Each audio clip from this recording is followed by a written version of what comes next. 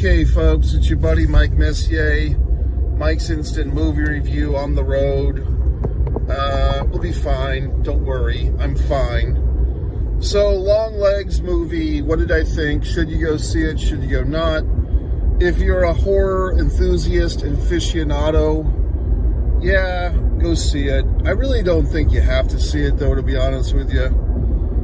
Maybe I've just seen too many movies lately, but this one, it felt like it was trying too hard to be deep and edgy and scary and somewhat retro. The beginning of the movie, we have like a fucking whatever the fuck,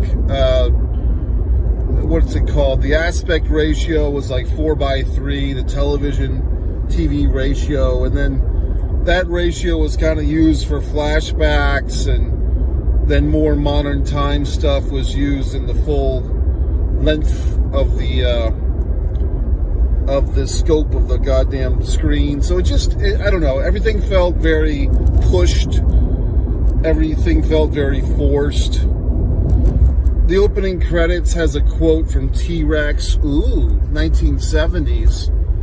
And then we'd hear that song at the end credits. And I don't know, just what else? Opening credits had some interesting names. Blair Underwood, who I believe that he was on a show, Sunny Spoon, 30 or 40 or whatever the fuck years ago. So Blair Underwood's got to be 65 years old at this point. I will give him credit. He looks great. He looks like a guy 30 years younger than what he probably is. And then another name, blast from the past, Alicia Witt. I believe the name, Alice Witt, or Alicia Witt. You're probably not knowing who the hell that was, but for a cup of coffee, she was like one of the hottest actresses in the world. Not maybe career-wise, but physicality, beauty.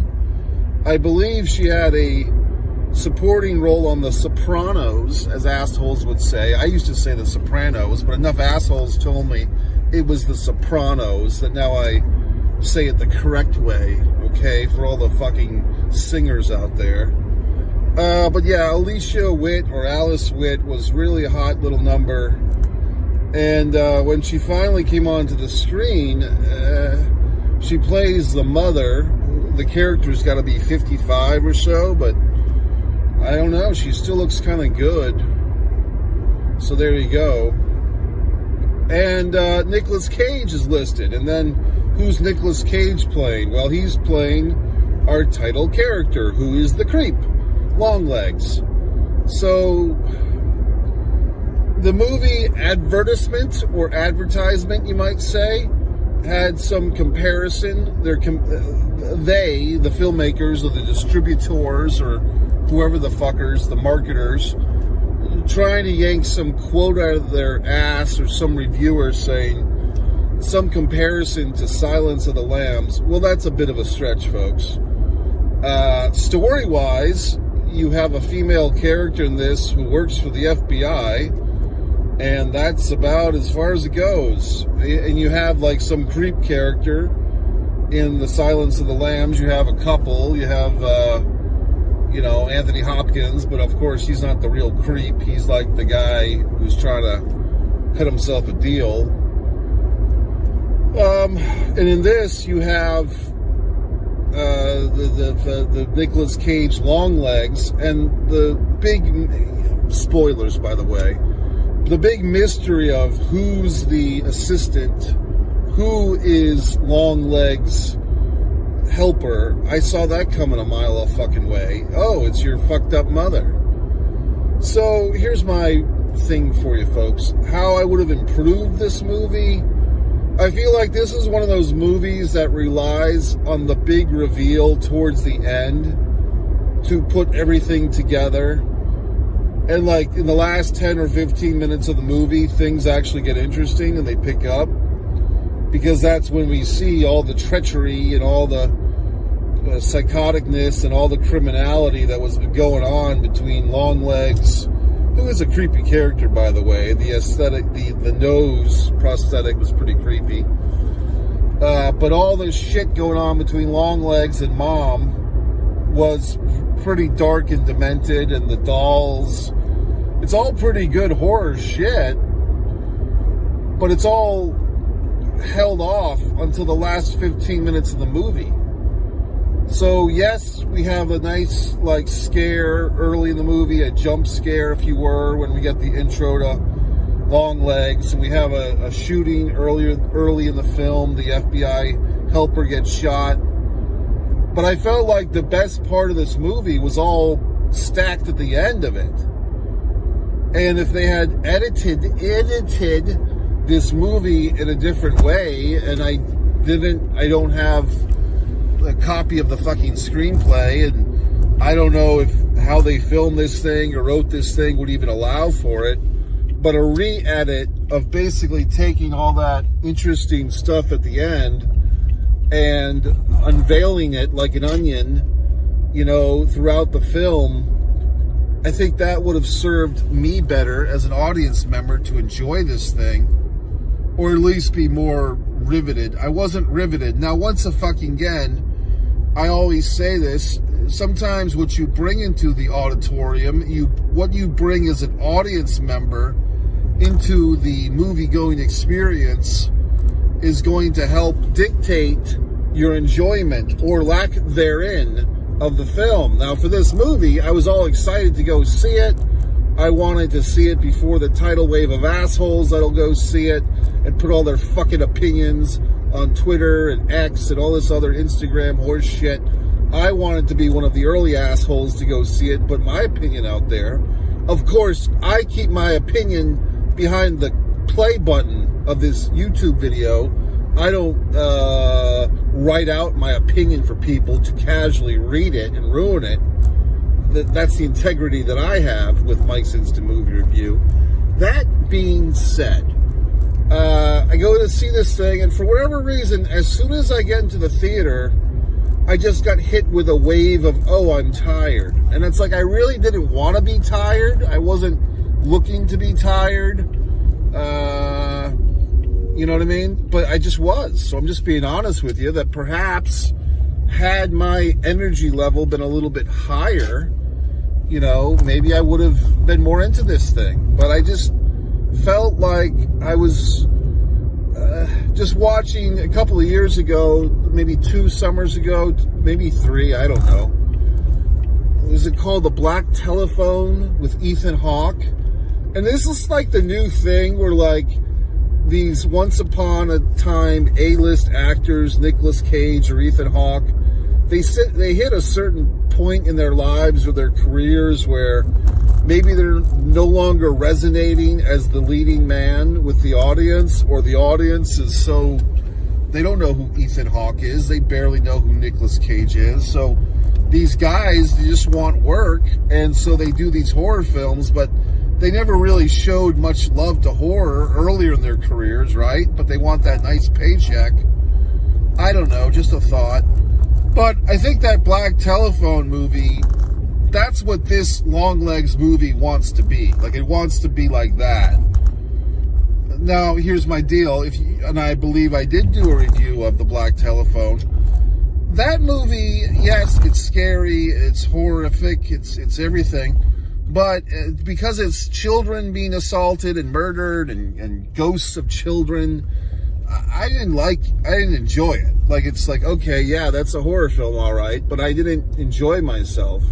I do enjoy horror quite a bit, but I guess everyone has their little comfort zones, and mine is pretty, you know, out there. Like, I can deal with a lot of horror shit, but certain things just cross the line for me where it's like, okay, this is too much. I'm not enjoying this. And I think Saw is what I can pinpoint.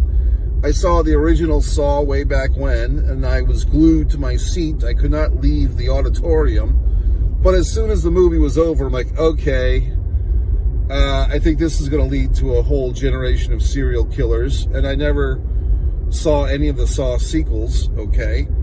And the black telephone, I kind of felt like, okay, I saw it. It was pretty demented and scary and all that horse shit, but I don't want to see this one again. It was well made. And this, this one tonight, this Longlegs, I don't want a sequel. I don't want a prequel. I don't want Sister of Longlegs or whatever the fuck. I will say that, yes, perhaps it was me, you know, partially to blame for my own lack of enjoyment, just not energy-wise, wasn't up, probably seen too many movies lately. I don't know. It just didn't do it for me. It just felt very forced. Just like, oh, here's another creepy character. Here's another mystery. Here's another FBI agent who has ESP. And it's just like, I don't know. I just feel like I've seen all this horse shit before. You know what I mean? Like, it didn't feel like, oh, this is in the tradition of Silence of the Lambs. It felt like this is trying to be in the tradition of the Silence of the Lambs. This is really trying and not succeeding, in my opinion. Now, it's nice to see Alicia Witt still getting work. I mean, it was probably some producer or director who had a hard-on for her 20 years ago, and now he's in a position to get a movie made. So he's looking up his Rolodex of hot actresses that he used to fantasize about, and he's pulling her out of the woodwork. Who knows? I mean, that's just interesting to me. Maybe I've missed out on some wonderful Netflix series or some wonderful Hulu series that all you fine folks have been watching and I haven't. Because it seems like all these people, Winona Ryder in Stranger Things, and all these actors who I thought they were just done are all doing these wonderful TV series that I don't watch. So maybe Alice Witt or Alicia Witt's been doing something. But in any regard, nice to see her on the big screen. Blair Underwood, like I said, kind of the same cloth of my buddy there, Mario Van Peebles. But Blair looked very good. Like I said, he's probably playing a character like his wife in this movie. Legitimately is probably 20 or 30 years younger than him in real life, okay? But Blair Underwood looks phenomenal for a man of his distinction. I did think that one thing that I think that an element of this movie, Longlegs, that was, first, I can't remember if there was any rhyme or reason for the name Longlegs. I'm sure there was. I just can't remember. It's not like Nicolas Cage in particular has very long legs, or his character did. Maybe I'm forgetting something. I know he did a little Longlegs poem or some type of riddle or horse shit. But the doll thing, although, yes, I mean, when you hear dolls, now you're going to think of Megan and back in the day, good old Chucky. But I did like that element of this creep is creating these horrific dolls and like putting them in the houses and using the church lady gimmick as his intro into their homes. I thought that was like a creepy thing. Had that been dispersed throughout the film instead of all back-ended, I would have think it would be more successful creatively, okay? But nope, they didn't do it the way that I would do it. What else? I don't know. I mean, like I said, I feel like this movie was just trying very hard. It's like, oh, okay. I mean, it felt like it didn't have that wonderful A24 fucking logo on it, so I guess it wasn't an A24 movie, but it felt like it was trying to be. And I don't know. It didn't resonate with me. I mean, maybe with 10 out of 11 assholes it will, but I'm the 11th asshole tonight. It just didn't do it for me. Like I say, partially, perhaps, I've just seen too many movies lately, so I just wasn't up for it. Thought I was. Getting besieged with this shit. I don't know. It felt like a movie that I should have liked, and I didn't.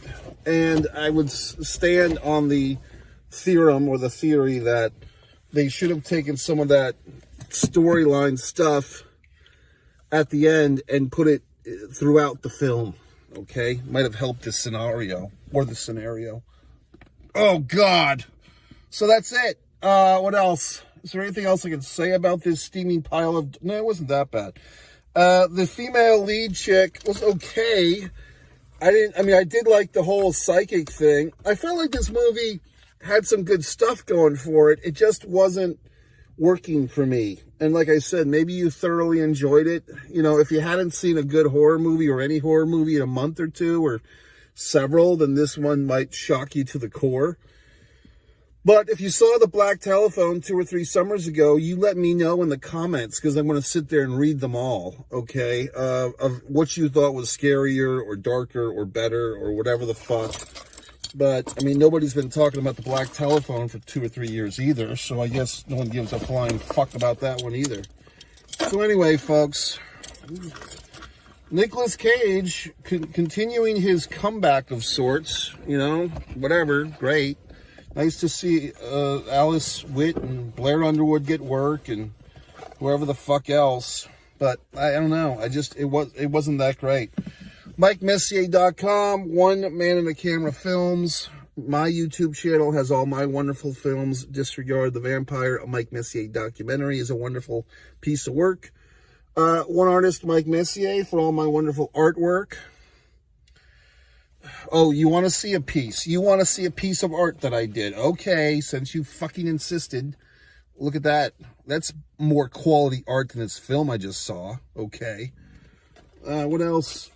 One pro wrestling and sports fan, one Mike Messier. That's it.